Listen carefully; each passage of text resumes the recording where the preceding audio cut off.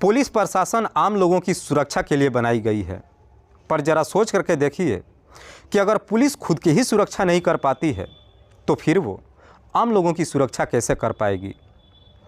आज की कहानी में एक होटल के अंदर महिला पुलिसकर्मी की डेड बॉडी नग्न अवस्था में बरामद होती है। पुलिस जब इस केस की जांच पड़ताल करना शुरू करती है तो एक ऐसी सच्चाई सामने निकल कर आती है जिसे सुनने के बाद हर व्यक्ति सोचने और समझने पर मजबूर हो जाता है कि आखिरकार इसमें गलती थी किसकी और गलत था कौन। नमस्कार, आदाब, मैं हसमुद्दीन और आप देख रहे हैं सफ़र क्राइम तक। आज की जो सच्ची घटना मैं आपको सुनाने वाला हूं, ये घटना है बिहार की राजधानी पटना की। पटना के रेलवे स्टेशन रोड पर स्थित एक होटल है जिसका नाम है मीनाक्षी। बात कर रहा हूं मैं 20 अक्टूबर 2023 की सुबह के करीब 10 बजे के आसपास। दरअसल इसी मीनाक्षी होटल के कमरा नंबर 305 में एक मुसाफिर ठहरा है जिसका नाम है संजय कुमार। संजय होटल मैनेजर विकास के नंबर पर फ़ोन करता है और कहता है कि मैं कमरा खाली कर रहा हूं, आकर एक बार कमरा चेक कर लो।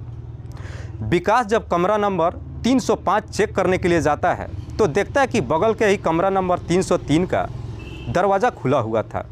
कमरे के अंदर से कोई आवाज़ भी नहीं आ रही थी, जिसे देख करके होटल मैनेजर विकास को लगता है कुछ गड़बड़ है, इसीलिए जानने के लिए कमरे के अंदर एंट्री कर जाता है। लेकिन होटल मैनेजर विकास जैसे ही कमरे के अंदर एंट्री करता है, अंदर का नज़ारा देख उसके पैरों तले ज़मीन खिसक जाती है। दरअसल फर्श पे एक महिला पुलिस की डेड बॉडी पड़ा हुआ था जो नग्न अवस्था में था और उसकी वर्दी बेड पे पड़ा हुआ था। जैसे ही इस तरह का नज़ारा देखता है वो काफ़ी डर जाता है और तुरंत ही इस बात की जानकारी कोतवाली थाने में देता है। इधर पुलिस को जैसे ही सूचना मिलती है, पुलिस अपने टीम के साथ होटल में पहुंचती है और जाकर के कमरा नंबर 303 के बारीकी तरीके से मुआयना करती है। पुलिस जब डेड बॉडी को चेक करती है तो मालूम चलता है कि महिला के सीने पे एक गोली लगा हुआ है।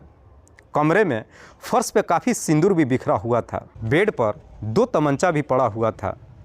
पुलिस जब इस पूरी घटना के बारे में होटल मैनेजर विकास से पूछताछ करती है तो विकास कहता है कि साहब 19 अक्टूबर को एक व्यक्ति ने पति और पत्नी के नाम पर कमरा बुक कराया था जिसका नाम है गजेंद्र कुमार यादव।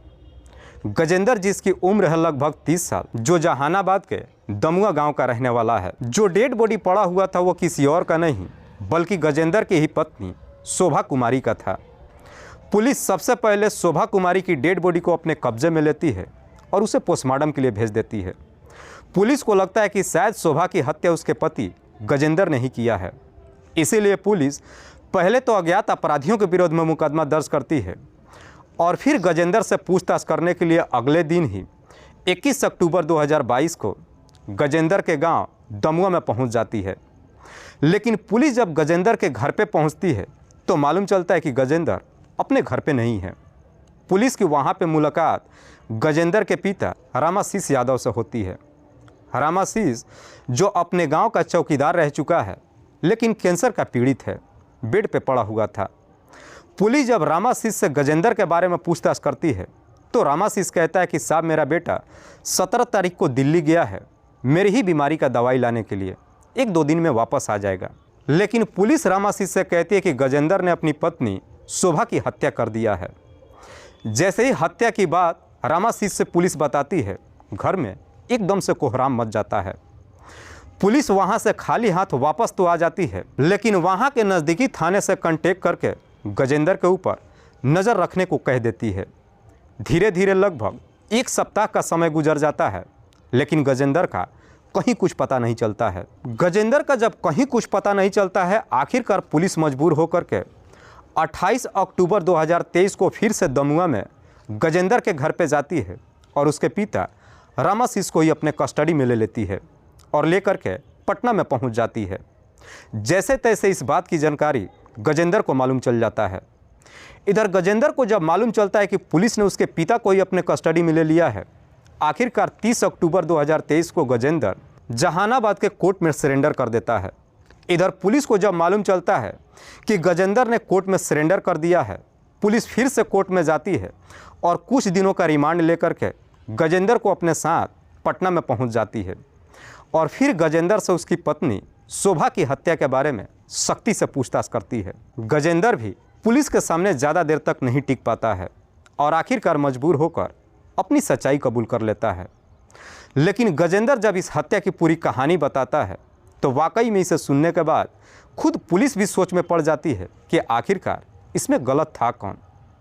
दरअसल इस कहानी की शुरुआत होती है घटना से ठीक लगभग 6 साल पहले। गजेंद्र जो 2 भाइयों में सबसे बड़ा है, गजेंद्र अपने ही इलाके से पढ़ाई करता है। गजेंद्र जो पढ़ने में काफ़ी तेज़ है। गजेंद्र पढ़ लिख करके अपने एक बेहतर भविष्य बनाना चाहता है। चूँकि उसके पिता गांव में चौकीदारी का काम करते थे, इसलिए गजेंद्र के पास ज़्यादा पैसा भी नहीं होता है। गजेंद्र अपना बेहतर भविष्य बनाने के लिए पढ़ाई के दौरान ही अपने ही इलाके में एक कोचिंग खोल लेता है, जिसमें बच्चों को साइंस पढ़ाने लगता है। देखते ही देखते कोचिंग बेहतर तरीके से चल पड़ता है। इलाके के कई सारे लड़के लड़कियां गजेंद्र के कोचिंग में पढ़ने के लिए आते हैं, जिनमें से एक थी शोभा कुमारी।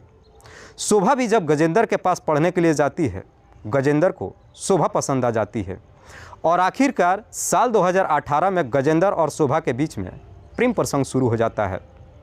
दोनों के बीच में जब प्रेम प्रसंग शुरू होता है, गजेंद्र शोभा से शादी करने के लिए फैसला कर लेता है। शोभा भी शादी के लिए हामी भर देती है। इसीलिए गजेंद्र जाकर अपने पिता से बात करता है और शोभा से शादी के लिए कहता है। गजेंद्र के पिता भी इस शादी की मंजूरी दे देते हैं, लेकिन साथ ही साथ अपने बेटे के सामने एक शर्त रखते हैं कि शादी के बाद तुम्हें हमारे साथ रहना होगा। गजेंद्र भी अपने प्यार को पाने के लिए अपने पिता की शर्त मान लेता है और फिर दोनों जाकर के कोर्ट मैरिज कर लेते हैं। लेकिन शादी के बाद गजेंद्र अपनी पत्नी के साथ दूसरी जगह किराए का कमरा लेकर रहने लगता है। गजेंद्र जो अपने पिता से अलग रहता है, इसका भी एक कारण है। दरअसल गजेंद्र जब 13 साल का था, तभी एक लड़की के पिता ने गजेंद्र का अपहरण कर लिया और ले जाकर के गजेंद्र की अपनी बेटी से ज़बरदस्ती शादी करवा दिया। दरअसल बिहार के कई ज़िलों में आज भी ये प्रचलन है कि लोग जब अच्छे भले घर का लड़का देखते हैं, ज़बरदस्ती उसका अपहरण करके अपनी बेटी से शादी करवा देते हैं। गजेंद्र की जब शादी हो जाती है, उसके बाद से गजेंद्र के पिता भी रीति रिवाज के तहत इस शादी को हामी भर देते हैं। लेकिन ये शादी गजेंद्र की मर्जी के खिलाफ हुआ था, इसीलिए गजेंद्र उस लड़की के साथ रहने के लिए तैयार ही नहीं होता है। शादी के बाद गजेंद्र अपने घर पे तो आ जाता है, लेकिन जैसे ही बालिग हो जाता है, अपने पिता से साफ कह देता है कि जिस लड़की से मेरी शादी हुई है, मैं उसके साथ किसी कीमत पे नहीं रहूँगा। जब अपनी पहली पत्नी के साथ रहने से साफ मना कर देता है, आखिरकार कुछ दिनों के बाद पति पत्नी के बीच तलाक हो जाता है। इसीलिए गजेंद्र जब शोभा से शादी करता है, दूसरी जगह पे किराए का कमरा लेकर उसके साथ रहने लगता है। जब 1 साल का समय गुजरता है, गजेंद्र एक बेटी का पिता भी बन जाता है। लेकिन गजेंद्र जो सरकारी नौकरी की तैयारी तो कर रहा था, लेकिन चाहकर भी उसे नौकरी नहीं मिल पाती है। इसी बीच इधर बिहार में पुलिस की वैकेंसी निकलती है। गजेंद्र अपनी पत्नी का फॉर्म भर देता है, साथ ही साथ अपनी पत्नी को पढ़ाता भी है। इधर शोभा जब पुलिस का परीक्षा देती है, बिहार पुलिस में उसका सिलेक्शन हो जाता है और फिर ट्रेनिंग करने के लिए पटना में चली आती है। उसके बाद से गजेंद्र अपनी बेटी को लेकर अपने पिता के पास रख देता है। इधर शोभा जब पटना में आकर के ट्रेनिंग करने लगती है, बीच बीच में जब भी उसे मौका मिलता है, जा कर के अपनी बेटी से भी मुलाकात कर लेती है। इधर गजेंद्र को भी जब मौका मिलता है, खुद पटना में आकर अपनी पत्नी शोभा से मुलाकात कर लेता है। लेकिन शोभा जब अपनी ट्रेनिंग लेती है, इसी दौरान शोभा की धीरज से प्रेम प्रसंग शुरू हो जाता है। धीरज जो एसएसबी की तैयारी कर रहा था। इधर शोभा और धीरज के बीच में जब प्रेम प्रसंग शुरू होता है, उसके बाद से शोभा के अंदर भी काफ़ी बदलाव आ जाती है। ना तो वक्त पे अपनी बच्ची से मुलाकात करने के लिए जाती है और ना ही अपने पति गजेंद्र से भी बातचीत करती है। जब शोभा के अंदर काफ़ी बदलाव आ जाती है, इधर गजेंद्र को भी अपनी पत्नी को लेकर के शक हो जाता है, लेकिन इस बारे में अपनी पत्नी से पूछताछ नहीं करता है। जुलाई 2023 में एक दिन गजेंद्र पटना में चला जाता है। जब पटना में पहुंचता है, अपनी पत्नी को किसी दूसरे व्यक्ति के साथ बाइक पर बैठकर जाते हुए देख लेता है। जैसे ही उस व्यक्ति को देखता है, देख करके गजेंद्र के अंदर आग लग जाती है। लेकिन इसके बावजूद भी गजेंद्र इस बारे में अपनी पत्नी से कुछ पूछताछ नहीं करता है, बल्कि सीधे अपने घर पे आ जाता है और फिर अपनी पत्नी की बेवफाई को लेकर के काफ़ी चिंतित हो जाता है। जैसे जैसे दिन गुजरता है, गजेंद्र को अपनी पत्नी को लेकर के काफ़ी नफरत हो जाती है। गजेंद्र सोच लेता है कि अगर उसकी पत्नी मेरी नहीं हो पाई तो फिर इस दुनिया में किसी की नहीं हो पाएगी। इसीलिए गजेंद्र अब अपनी पत्नी को ही इस दुनिया से हटाने का तय कर देता है। इसी षड्यंत्र के तहत 17 अक्टूबर 2023 को गजेंद्र अपने पिता से कहता है कि मैं आपका दावा लाने के लिए दिल्ली जा रहा हूँ। घर से तो निकलता है, लेकिन गजेंद्र दिल्ली न जाकर के पटना में पहुँच जाता है। 19 अक्टूबर को जब पटना में पहुँचता है, मीनाक्षी होटल में जाकर कमरा नंबर 303 बुक कर लेता है। जब पटना में पहुँचता है तो अपने साथ में एक पिट्ठू बैग भी लेकर आता है। उस बैग में 2 तमंचा भी रख लेता है। 19 अक्टूबर को रात्रि के करीब 9 बजे के आसपास गजेंद्र अपनी पत्नी शोभा के नंबर पर फ़ोन करता है और कहता है कि मैं पटना में एक होटल में हूँ, मिलने के लिए आ जाओ। हालांकि काफ़ी रिक्वेस्ट करता है, तब जाकर के शोभा कहती है कि ठीक है, मैं कल सुबह तुमसे मिलने के लिए आऊँगी।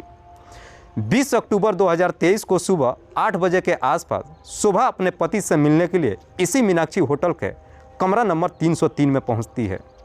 पर जैसे ही कमरे के अंदर पहुंचती है, गजेंद्र जब अपनी पत्नी को देखता है कि उसके मांग में सिंदूर नहीं है, इसी बात को लेकर के दोनों के बीच में झगड़ा छिड़ जाता है। गजेंद्र कहता है कि अगर तुम्हारे मांग में सिंदूर नहीं है, मैं सिंदूर भी लाया हूँ, मैं अपने हाथों से तुम्हारे मांग में सिंदूर भर देता हूँ। लेकिन शोभा इसके लिए साफ मना कर देती है। जैसे ही मना करती है, इस बात को लेकर के दोनों के बीच में जब झगड़ा तकरार शुरू होता है, सिंदूर का डिबिया फर्श पे गिर जाता है। सारा सिंदूर फर्श पे जहाँ तहाँ बिखर जाता है। बिखरे हुए सिंदूर को जब गजेंद्र देखता है, उसके अंदर इस प्रकार से गुस्सा आ जाता है कि तुरंत ही अपने बैग से वो तमंचा निकालता है और अपनी पत्नी के सीने पर सटाकर ट्रिगर दबा देता है, जिसकी वजह से शोभा की घटनास्थल पर मौत हो जाती है। उसके बाद से गजेंद्र शोभा के शरीर पे जो वर्दी था उसे उतारकर बेड पे रख देता है, तमंचा भी दोनों बेड पे ही रख देता है और करीब 9:30 बजे के आसपास होटल से बाहर निकलता है और वहाँ से सीधे दिल्ली भाग जाता है। वाकई में गजेंद्र जब ये पूरी कहानी पुलिस वालों को बताता है, पुलिस गजेंद्र के तहरीर पे अगले दिन उसे जिला अदालत में पेश करती है, जहाँ से उसे जेल भेज दिया जाता है। दोस्तों, इस पूरी घटना के बारे में आप क्या सोचते हैं? आप अपनी राय हमें कमेंट बॉक्स में ज़रूर दीजिएगा। तब तक के लिए जय हिंद, जय भारत।